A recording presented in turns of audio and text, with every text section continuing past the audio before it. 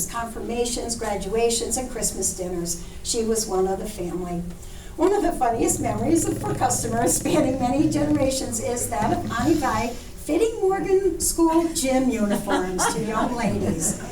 Rose Gasparini and Janine Lupone both recall having the same experience with Annie Vi when purchasing their first and last gym suits. Annie Vi would always insist that you buy a gym suit that would last you all 4 years of high school, so it never even remotely fit you when you bought it. It was baggy and unattractive, but that was okay in Annie Vi's view because you had to be able to move around in it, she said.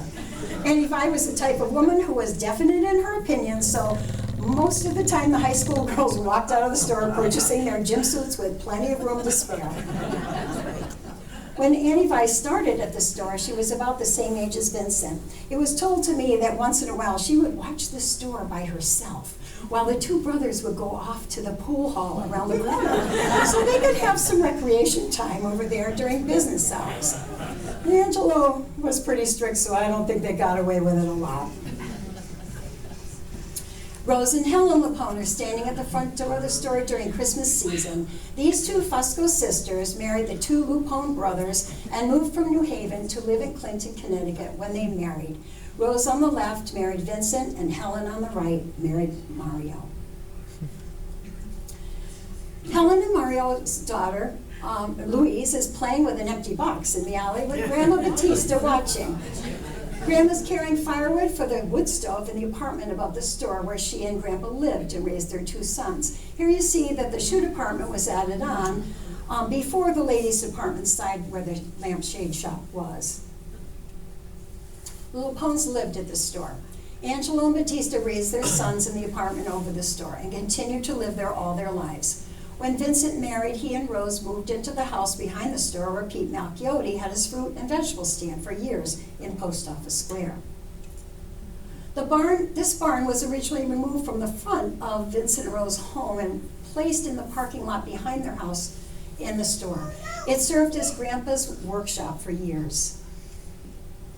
Here, Rose, Angelo, Batista, Mario, Kneeling, and Louise are in the back of the store. Behind them, you see the backyard of the original Clinton National Bank building that stood there for years.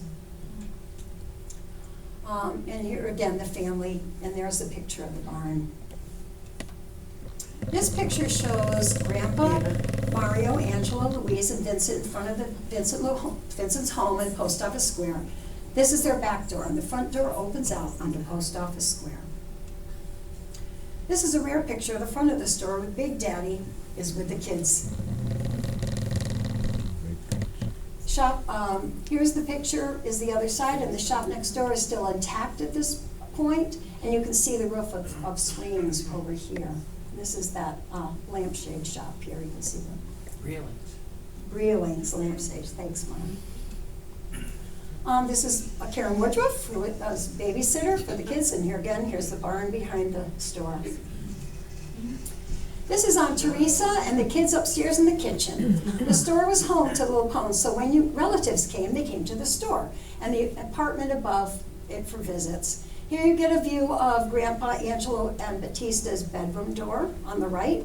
You can see a red can of Prince Albert tobacco right there. And on the left is the doorway to the front stairs and the front parlor. And this is the famous shoe department.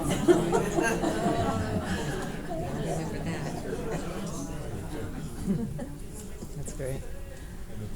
Many stories have been told about Vincent and the shoe department. So many people remember getting their first pair of shoes at Lupone's. Baby shoes, school shoes, work shoes, and boots for the winter snows and the spring rain, slippers for Christmas gifts, ballet and tap shoes for dance recitals. These were just some of the merchandise that was sold in the shoe department. Vincent was legendary there. He would take out every single pair of shoes he could find in your size, and sometimes not even in your size, and patiently try them on your feet until you were satisfied with something. Patience and perseverance were his hallmarks. There is one story about a husband who came into the store to pick up a pair of shoes for his wife, and Vincent sent him home with 3 different styles and sizes of shoes for her to try on. She bought them all. Vincent knew his customers. Another story has been told of a lady who came walking into the store insisting on a certain pair of shoes, and when Vincent realized that he was out of that shoe, he showed her so many other shoes that she changed her mind and bought another kind instead. He was king of the shoe department. Of course, in his later years, you didn't want to walk in there after he had waited on a customer. The floor would be covered with open boxes. This picture shows the original bank building, which also was the town library, the post office, and the Clinton Recorder newspaper office at different times, right next door to their house. This is an old postcard of that building where you saw the family in the previous picture. It was torn down by the bank to provide additional parking when the parking was no longer available on Main Street. And here's Batista Lupone looking out the front second story window of the parlor or living room. Grandma Batista looking out the window at Louise from her home over top of the store. She was in the front living room, and the next window to the right belongs to the stairway, and the one with the curtains is the kitchen where the wood cook stove was that heated the house, the home. In the early 1960s, Mario and Vincent decided to expand the store once again and tore down the lampshade shop to the east of the main store and added the last and largest addition to the Clinton department store. This became the ladies and children's department, and Annie Vi was in charge of that section for years. A large cellar was directly underneath where the seasonal stock was stored and the home goods like sheets, towels, blankets, and pillows were kept. There were so many things kept in that cellar spaces below the old and the new buildings and in the stockroom upstairs behind the family apartment that Clinton people would say, if you can't find it anywhere else, go to Lupone's, it'll probably be there. So many times customers would ask for something that they didn't see on the shelves. Watch as one of the family would thump up and down the set of stairs and emerge minutes later with the item they wanted. This may have been around the time Vincent would answer the phone with Little Macy's instead of the standard Clinton department store. The lampshade shop lot with the side of Swain's store still next door. Louise and Mario are with Blackie, the Lupone family dog. And I don't have a story about Blackie, but there was a newspaper article at one point written about Blackie. And here's this, I love, because here's a picture that shows the many additions. You can tell from the coloration of the different additions that had been put on the store. The lampshade shop was torn down to make way for the addition. It was still in existence in 1963 during the Clinton centenary. And here's Jake Dory digging the cellar ditch. And Walter Cox watching with a watchful eye and digging the dirt, loading up, and all the local fellas and policemen out there. Might have been Campbell, I don't know, but anyway. Police assistants and the cellar hall. Pouring the foundation. Shoreline concrete. Oh, yeah, wait a minute. Shoreline concrete right there. And, yeah.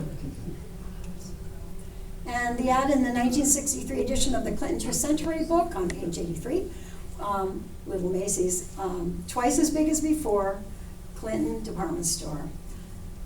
Montrose 92642. How'd you like that one? Here's Main Street in the early 60s, again when there was still parking on Main Street. Okay, in the late 60s, when the state decided to take away the on-street parking on Main Street in front of Lupone's store to make room for the construction of a turning lane at the traffic light, young Angelo remembers his Uncle Mario having him sit in the front window of the store and count the cars that came and parked out in front during the course of the day. There were a lot of changes in the town, and Mario and Vincent became concerned that the center of Clinton was not attracting as many customers because of the parking issue. They began to look for another property on Route 1 where they could possibly build another store, where they could have ample parking available. People wanted to see a big parking lot in front of the stores they shopped in. The shopping malls were just starting to sprout up in the areas around Clinton, and the second generation was looking to expand for the future. When a Friendly's restaurant was built where the Donzello home used to stand on Route 1, the Lupone brothers bought a piece of property across the street, hoping to build their new store there. This is when the mom-and-pop family store stopped its development and the beginning of the shopping mall phenomenon began to take over. Large chain stores began to flourish, and it became harder for the smaller stores to compete. Clothing companies no longer wanted to deal with small orders when they could make more profits and offer better discounts to the larger stores who could hold more inventory. The fate of the third generation was cast. Here's Mario on a buying trip in New Haven. This was in 1970. There was a Town Personalities, and this is a little history and stuff here, and I don't know if you want to read the whole thing or not, but the part I like the best, of course, is they just don't make people any nicer than the Lupones. Mario and Vincent love Clinton. Louise recalls her father, Mario, saying that he'd like to take a week off from work and just walk around town with Clinton and talk to people. He said that that would be the best vacation for him. She also remembers that every day he would come home for lunch to the house on Cedar Island Avenue, where she now lives, to spend time with his wife and family. Before he would go back to the store, he would have Mommy drive him around the streets of Clinton and take a ride before he went back to work, just to see what was new in town. He loved to do that. People would always stop by the store to chat with Vince and Mario. People still come in and talk to us now, she stated. In 1972, 2 years after the article was written, Vincent's beloved brother and trusted business partner, Mario, passed away and left him to run the store with his aging father, Angelo, who was completely blind, and his son, Angelo, who had just graduated from college a year before. Mario's illness and death had come to such a shock to the family and to the townspeople, after being diagnosed with lung cancer in the spring of 1972, and only living a few short months until his death in late August. Angelo, who had become a CPA after graduating with an accounting degree from New Haven College, was immediately thrust into a position of responsibility, and his cousins were soon to follow. Louise joined the business full-time in 1973 after attending Bentley College, and her older brother Mario in 1974 after graduating from Norwich University with a business administration degree. It was time for the third generation to step up to the plate. The third generation. Oh, there we go. It didn't take the third generation long to pick up the ball, and each of the children of Vincent and Mario had been raised in the store. Also, they didn't physically live although they didn't physically live in the apartment as their fathers did, they spent most of their time waking hours there. The brothers each had their own homes, but the store was their first home, and that's where they and their family spent most of their time. Here is one example. Because the family was working on Friday nights and weekends, prom pictures were frequently taken in the store as a background. This photo was taken in the ladies' department in 1967, and it's a picture from Mario's wallet from his first prom with Peggy Walker Lupone. Here's another one. Mario posing with friend John Millsmith in front of the dressing room of the ladies' department before another prom. And here's a picture of Grandpa Angelo sweeping the floor at the end of the day. And repairing, this is one of my favorites, repairing one of his shoes. And at his cobbler's bench, this was circa around 1973. Angelo Vincent Lupone started working full-time at the store when he graduated from New Haven College in 1971. This is Angelo in 1977. And here's another one of Mario when he started working in 74, but he's in 1977, having snacks. And here's Helen Lupone, Santa, played by Stuart Fox, and Rose Lupone in the back entrance of the store. This was in 1976. And Angelo and Santa's left. They had a lot of fun there. And Louise coming up into the kitchen for lunch, nap time after lunch in the parlor. And this is an article, full circle, as you may recall, Margaret Bushy, staff columnist for the Clinton Recorder. In January 1985, when the third generation decided to remodel the front and some of the inside of the store, local newspaper columnist Margaret Bushy wrote about it in a weekly feature, Full Circle. The article has been scanned, and some of the information from it has been used to clarify some of the facts for this presentation. 2 pictures with captions from that Clinton Reporter article are included in the next 2 slides. I want to give her credit. Continuing the Lupone tradition, Angelo works in the department store with his father, Vince. Vince spent all his born days working the family business that his father started in 1906. And not pictured are Angelo's cousin Mario and Louise, who also run the business. And then there he is with the merchandise. Now, holidays above the store. Because the store was open on Christmas Eve and the family ate dinner that evening upstairs in the old kitchen of Batista and Angelo Lupone after closing time, family friends would stop by, help out at the store, and join in the meal afterwards. Cliff Gasparini, Mary and Laura Yurzik were among those good friends, pictured here with Louise Lupone. This tradition remained until 1988. And there's Laura Yurzik, family friend, coming up the stairs that are no longer there. They've been remodeled. And the window behind Mario and Cliff were the original windows of the kitchen before the first addition of the stockroom was added on. Small pantry to the right of in that wooden door. And holidays above the store. 1988. The 2 doors at the top of the stairway, this one to the left went to the parlor living room, and the other one went to the right, wait a minute, yeah. Went to through the kitchen. Pictured here are Mario, Philip Lupone and his 2 children, Elena and Mario. Oh, good name, Elena. And then Big Daddy and me. Nice haircut. Yeah, I know. This is an article in 1989. He was a Chamber of Commerce Man of the Hour. And you can see the remodeled front of the store here in this picture. And here's the newspaper article from the Clinton Reporter about Big Daddy. And another picture of that, getting the annual award of distinction for public service. The Clinton department store was written up on page 11 of Main Street News, Hometown Edition, in the summer of 1994. And here's a picture that accompanied that article. And the remodeled storefront in Christmas display 2001. This was just before renovation and closing of the original store in 2002. And during the renovations, the ladies and children's department were blocked off, and everything got put into this one side, where the insurance, no, the, who's there now? Repair, Tom Repair's, Edward Jones, thank you. And here's Louise in the ladies department. And Vince Lupone sitting on the bench in the ladies department during renovations in 2002.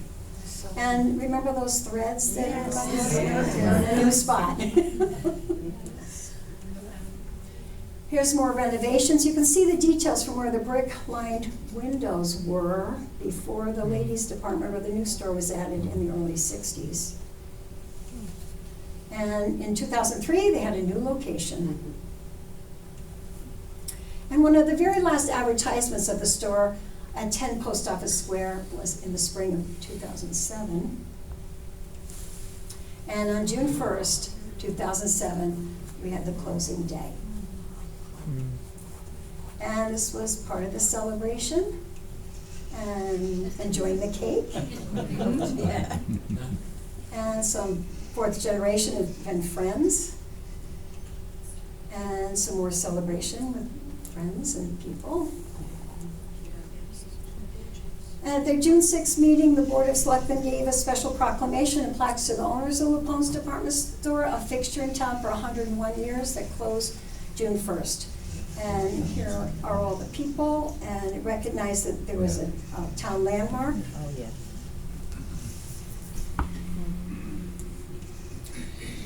Throughout 100 years, 4 generations have owned and lived with the legacy of Angelo and Batista Lupone, from humble and hardworking beginnings to both exciting and sad changes. Many memories for the family and Clinton residents will remain, woven into the fabric of our town's history, of what it was once like to grow up in Clinton. Vincent and Mario grew up in the center of town, and Vincent raised his son on Post Office Square. The center of town was their home, and when you walked into Clinton Department Store as a customer, you were made to feel like you were being welcomed into Lupone's home as an